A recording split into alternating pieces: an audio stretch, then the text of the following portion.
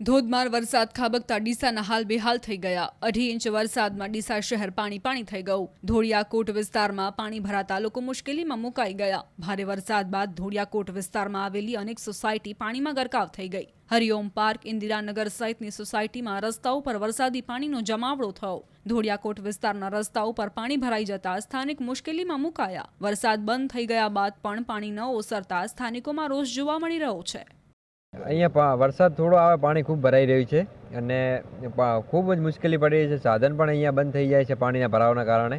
અને સોસાયટી અંદર જે નગરપાલિકાના સદસ્યો જીતેલા છે એ આ પાણીનો કોઈ નિકાલ કરતા નથી અને ક્યારે પણ કોઈ જોવા આવ્યું નથી નગરપાલિકામાંથી, અને કોઈ સમસ્યાનું સમાધાન નીકળતો નથી। અને કોઈને પણ આવવું હોય સોસાયટીમાં, કોઈ મહેમાન હોય, પરુણ હોય, કોઈ પણ આવી શકતું નથી ને પાણીનો ખૂબ જ ભરાવ થાય છે અહીંયા। મુશ્કેલી તો અહીંયા બહુ 10 વર્ષથી આવું પાણી ભરાઈને રહે છે। જોવા પાણી કેવું પડે છે અહીંયાથી બહુ ચાલવા મુશ્કેલી પડે છે। અમારા છોકરાનું સ્કૂલ કેવી રીતે મૂકવા, શાકભાજી બીજું અહીંયા બહુ તકલીફ પડે છે અને અહીંયા પાણીનો કોઈ નિકાલ જ નથી। ચોમાસામાં વરસાદ જ્યારે અહીંયા આવે છે ત્યારે બધું અહીંયા પાણી, આ બાજુનું જે એરપોર્ટનું પણ બધું અહીંયા આવીને સંગ્રહ થાય છે, એનો આગળનો કોઈ નિકાલ જ નથી। અને કેટલી સોસાયટીમાં હરિઓમ પાર્ક છે પણ આગળથી પાણી આવે છે, એરપોર્ટનું, પિંક સિટીનું બધું પાણી અહીંયા ભરાય છે, સંગ્રહ થાય છે અમારો પાણીનો। ખૂબ પાણી મુશ્કેલ પડે છે, 2-2 ફૂટ પાણી ભરાય છે।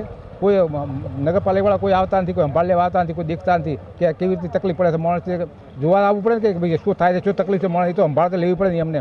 નગરપાલિકાનો આ વિચાર થાય એટલે થોડું કરવું પડે યાર, પણ કોઈ સંભાળ લેતા નથી કોઈ।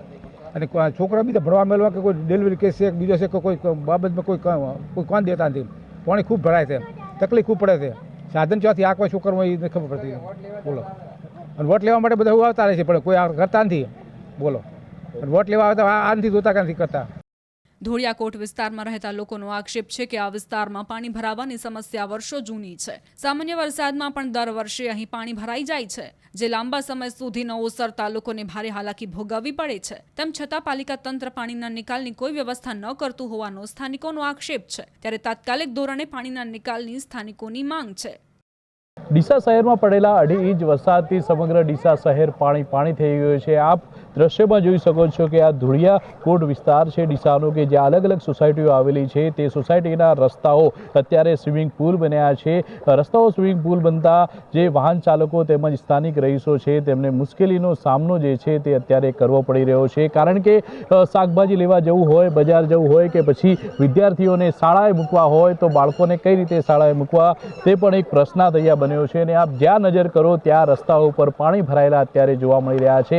આમ 2.5 ઇંચ વરસાદની અંદર ડીસા શહેરની જે અનેક સોસાયટીઓ છે તે સોસાયટીઓ પાણીમાં ગરકાવ થઈ જવાના લીધે મુશ્કેલીનો સામનો જે છે તે રહીશોને કરવો પડી રહ્યો છે। અને જે અહીંના સ્થાનિક રહીશો છે તે અત્યારે નગરપાલિકા પર રોષ ઠાલવી રહ્યા છે, કારણ કે આજે ડીસા શહેરના અલગ અલગ વિસ્તારોમાંથી પાણી અહીંયા આવે છે અને પાણી અહીંયા ભરાઈ જવાના લીધે પાણીનો નિકાલ નથી થતો અને અનેકવાર વરસાદના લીધે આ જે પાણી છે તે લોકોના ઘરોમાં પણ ઘૂસતું હોય છે। કિશોર તુવર, ન્યૂઝ 18 ગુજરાતી, બનાસકાંઠા।